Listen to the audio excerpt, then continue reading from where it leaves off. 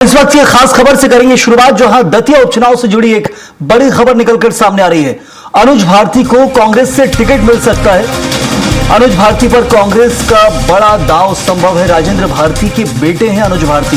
पूर्व विधायक राजेंद्र भारती कांग्रेस के प्रत्याशी रहे, वहां से जीत दर्ज की, पर उनका जो नामांकन वो पूरी तरह से सब सही था, लेकिन उनकी जो प्रक्रिया प्रत्याशी थे उनको खारिज कर दिया गया, क्योंकि उनके ऊपर एक ऐसा केस जिसमें उन्हें सजा 3 साल की सुनाई गई और इस कारण से उन्हें वहां से निलंबित किया गया था। और अब उनके बेटे के ऊपर कांग्रेस दांव चल सकती है। लंबे समय से राजनीति में सक्रिय है अनुज भारती, तो वहीं पार्टी को अब सहानुभूति का वोट मिलने की उम्मीद है, क्योंकि राजेंद्र भारती को जिताया था दतिया की जनता ने और किसी कारणवश पुराने मामले को लेकर विधायकी खारिज हुई है, तो बेटे पर पार्टी दांव लगा रही है।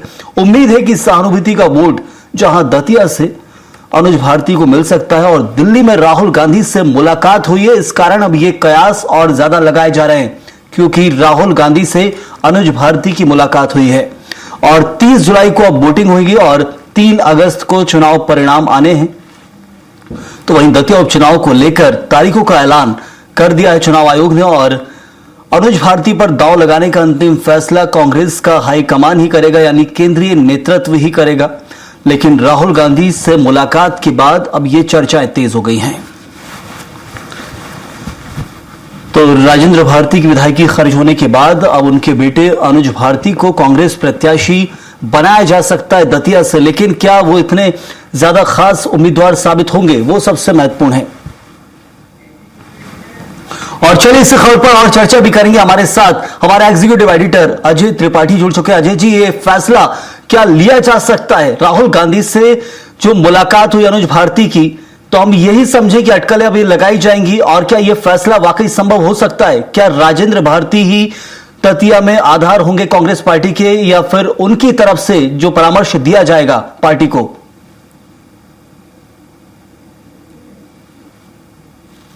पहले की मुलाकात है, जब मामला गरमाया हुआ था, राजेंद्र भारती का डिस्क्वालिफिकेशन का मुद्दा जब गर्म था, उस समय राहुल गांधी से उनकी मुलाकात हुई थी। तो ये माना गया था कि अगर आज नहीं कल समीकरण बदलते हैं और चुनाव की घोषणा होती है, तो स्वाभाविक रूप से उनकी जगह उनका ऑप्शन विकल्प कौन हो सकता है। तो उनके जो बेटे हैं, जो राजनीति में सक्रिय हैं और राजेंद्र भारती जी का सारा काम देखते हैं, उनको ऑप्शन के रूप में देखा जा रहा था।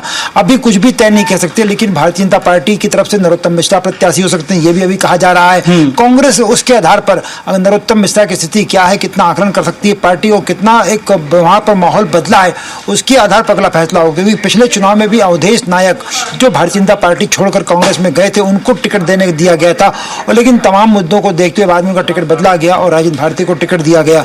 तो अभी माना जा रहा है कि अवधेश नायक भी एक दावेदार हो सकते हैं, चूंकि उन्होंने पिछली बार अपना टिकट कटवाया था और उनका टिकट लौटा दिया गया था।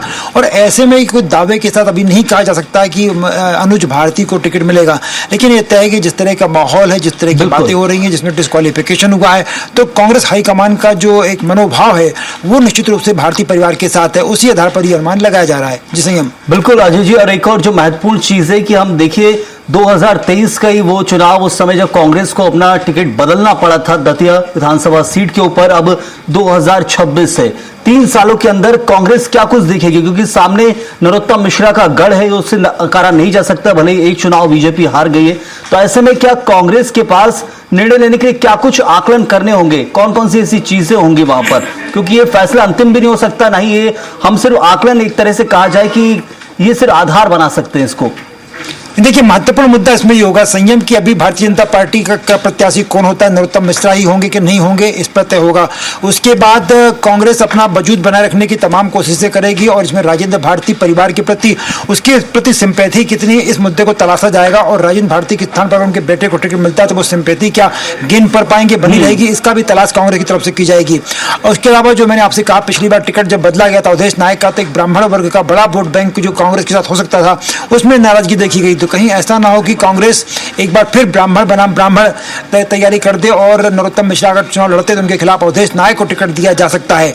लेकिन अभी कुछ भी दावे के साथ नहीं कह सकते, क्योंकि चुनावी समय अभी आज घोषणा हुई है, अभी तमाम चुनावी समीकरण, राजेंद्र भारती परिवार की स्थिति, और उसके अलावा कांग्रेस के तमाम वो लोग जो टिकट का दावा करते हैं, वो कैसे दावा करते हैं। वो घनश्याम सिंह जूदेव जो दतिया के महाराज हुआ करते थे, वो भी एक दावेदार हो सकते हैं। तो ऐसे तमाम दावेदारों के बीच में सरकार जो कांग्रेस का संगठन को फैसला लेना पड़ेगा। इसके लिए इंतजार करना पड़ेगा, क्योंकि सरकार की तरफ से, भाजपा की तरफ से नरोत्तम मिश्रा अगर दावेदार होते हैं तो क्या सरकार की योजनाओं पर कितना असर पड़ा है, पिछले 2.5 साल में डेवलपमेंट का काम कितना हुआ है, इन सारे मुद्दों का आकलन करने के बाद कांग्रेस अपना फैसला करेगी। चलिए, बिल्कुल, अभी बहुत ये कह सकते हैं कि जल्दबाजी होगी। अभी तो सिर्फ चुनाव की तारीखों का ऐलान हुआ और ऊपर से अभी से कयास लगाए जाने लगे, लेकिन हाँ, अनुज भारती एक उम्मीदवार हो सकते हैं, इसको भी नकारा नहीं जा सकता। बहुत शुक्रिया अजय जी आपका इस जानकारी के लिए। तो 30 जुलाई को अब दतिया में उपचुनाव की वोटिंग होनी है और अनुज भारती पर कांग्रेस बताया जा रहा है कि बड़ा दांव खेल सकती है। और एक तरीके से समझिए, दतिया विधानसभा का उपचुनाव इसलिए भी महत्वपूर्ण हो जाता है क्योंकि नरोत्तम मिश्रा जो पूर्व गृह मंत्री रहे मध्य प्रदेश के, वो अपना चुनाव हार गए थे, जबकि ऐसा कोई माहौल लग नहीं रहा था। और नरोत्तम मिश्रा ने खुद चुनाव लड़ने से पहले कई कांग्रेसी नेता और कार्यकर्ताओं को बीजेपी की शपथ दिलाई थी।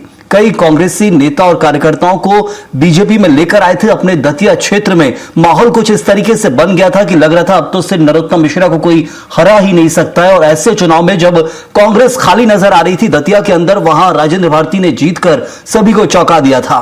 और अब जाकर कांग्रेस पार्टी के पास फिर उम्मीदवार का अकाल पड़ा है, लेकिन कांग्रेस को विश्वास है कि वहां वो जीतेंगे आज भी। तो दतिया विधानसभा में जहां उपचुनाव होना है, क्योंकि राजेंद्र भारती के जहां नामांकन के साथ एक तरह से जो उनका उम्मीदवारी थी, विधायक बने, सब कुछ हो गया, लेकिन उसके बाद 3 साल बाद अब जाकर उनका जो विधायकी है वो रद्द की गई और ऐसे में वहां उपचुनाव है और इसलिए तैयारियां की जा रही है।